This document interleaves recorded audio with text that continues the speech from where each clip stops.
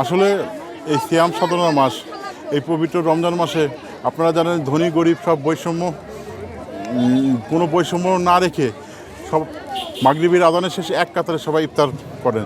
তারই অংশ হিসেবে আজকে 17ই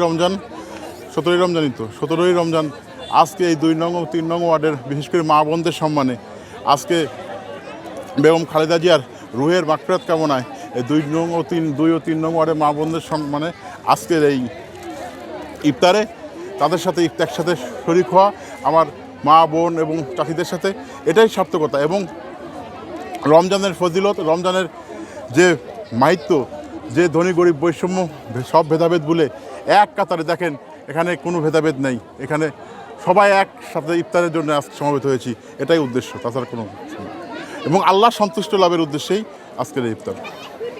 দোয়া মাহফিলে আবার সবাই সুখে শান্তিতে থাক, এই পৌরবাসী সব মানুষের জন্য দোয়া করি এবং তারাও যেন আমার জন্য দোয়া করে, আমিও সব পৌরবাসীর জন্য দোয়া করি, এই সামনের দিনগুলো যেন তাদের ভালো কাটুক।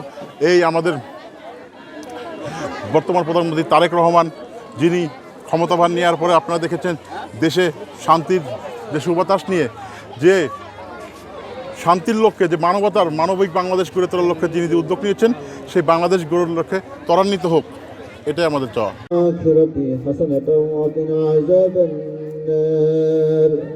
اللهم أعني على ذكرك وشكرك فأحيه على الإسلام ومن توفيته منا فتوفه على الإيمان।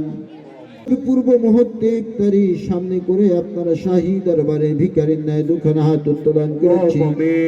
হাবিবিকা সাল্লাল্লাহু আলাইহি ওয়াসাল্লাম اللهم إنا نسألك الجنة سبحان ربك رب العزة عما يصفون وسلام على المرسلين الحمد لله رب العالمين। মাহফিলকে আপনি কবুল ও মঞ্জুর করে নিন রব্বুল আলামিন।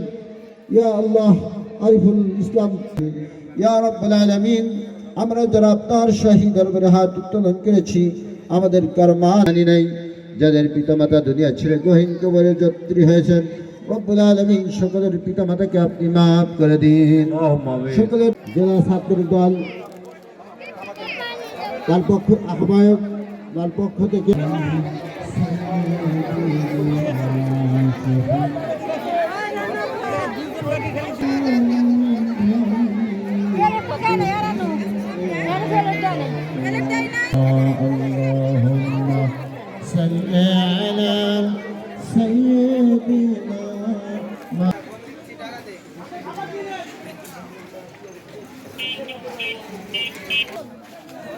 ভাই আপনি তো পিছায় আসেন না।